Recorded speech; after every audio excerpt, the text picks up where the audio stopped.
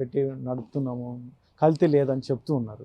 కాకపోతే అధికారుల వైపు నుంచి కూడా ఇక్కడ ఏదైనా దాడులు కానీ ఇలాంటి, ఎందుకంటే కంటిన్యూగా అటువంటి దాడులు కానీ ఇలాంటి అధికారుల పర్యవేక్షణ అనేది బాగా కనిపిస్తుంది. దీనికి అధికారుల వైపు నుంచి ఏం చేస్తే బాగుంటుంది?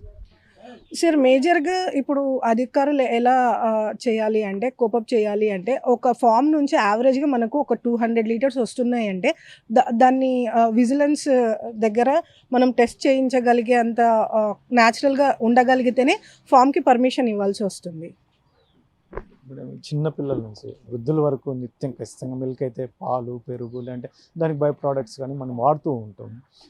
మెయిన్లీ ఇప్పుడున్న సిచ్యువేషన్లో పాలు మనకు ఆ రకమైన కల్తీ పాలు తాగితే అనారోగ్య పాలవుతున్నాం. మరి దీన్ని అరికట్టాలి, కాకపోతే హెల్తీ పాలు ఇవ్వాలి సొసైటీకి. మీలాంటి వాళ్ళు ఇంకా బయటకు వస్తే బాగుంటుంది. డెఫినెట్లీ అండి. ఎందుకంటే ఇప్పుడు మన దగ్గర ఇప్పుడు మిల్క్ ప్రొడక్షన్‌లో మన కంట్రీ లీస్ట్‌గా ఉన్నప్పటికి గానీ, ఇప్పుడు గుజరాత్ గానీ, పంజాబ్ గానీ ఇవి డెవలప్ అవుతున్నాయి అంటే వాళ్ళకక్కడ గవర్నమెంట్ నుంచి సపోర్ట్ సిస్టమే అండి. ఎందుకంటే ఇక్కడ మనం పెట్టాలంటే మన ఓన్ మనీ ఇన్వెస్ట్ చేయాల్సొస్తది. సబ్సిడీ లోన్స్ అనేది నెగ్లిజిబుల్.